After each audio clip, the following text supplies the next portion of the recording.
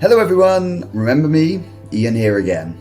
Premier Li Keqiang delivered the report on the work of the government on the 22nd of May. Although the report was actually quite short in length, a lot of interesting issues were raised. Worth noting was that it did not set a specific target for economic growth this year and instead emphasised the importance of protecting people's jobs and ensuring people's well-being, which made me realise how practical and realistic this year's report was. Today I would just like to share with you my thoughts on a few points in the report. Perhaps some of you remember that back in March, I talked a bit about what I'd witnessed in China during the epidemic in a short video. For a country with a population of 1.4 billion, it is an amazing feat to have had the virus under control in such a short time. Another thing I noticed in the report was something that was of great help to people. As you all know, many small and medium-sized enterprises have suffered a lot due to the epidemic. The report talked about providing relief to micro, small and medium-sized enterprises, a very forward-thinking policy indeed.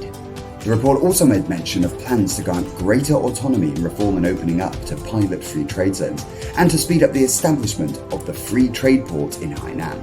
As a foreigner living here in Hainan, it is very exciting to hear that. Setting up Hainan as a free trade port has seen a series of positive changes, and foreigners like me are finding more and more opportunities here.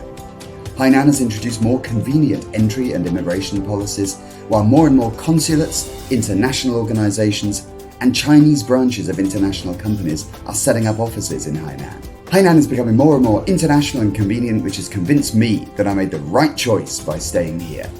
Do you know what the most sought after job is in China now? Roll up, get them while they're hot. 2 punnets for £1, can't do fairer than that. That's right, a live streaming salesman. All you need is a phone, and with it you can sell anything to anyone. Nowadays, more and more farmers are becoming involved in live streaming and sell their produce online.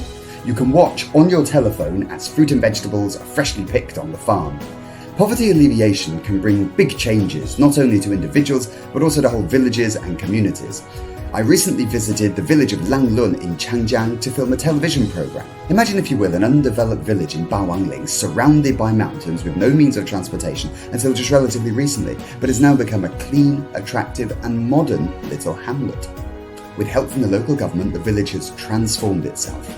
The dirt road has been resurfaced, bringing in more business opportunities. A newly completed village square provides a space for village activities, and farmhouses have been converted into guest houses. I would also like to cite the reform and opening up mentioned in the report.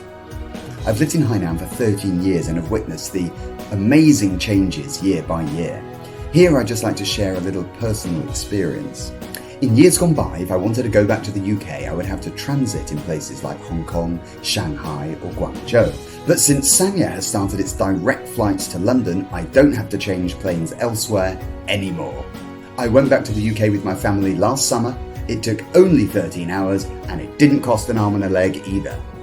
Less time spent on the journey means more time spent with my family. This is just one small way in which reform and opening up has brought tangible benefits to people in Hainan. I hope my thoughts on the government work report have given you a better idea of what the Chinese government has been doing in the past year.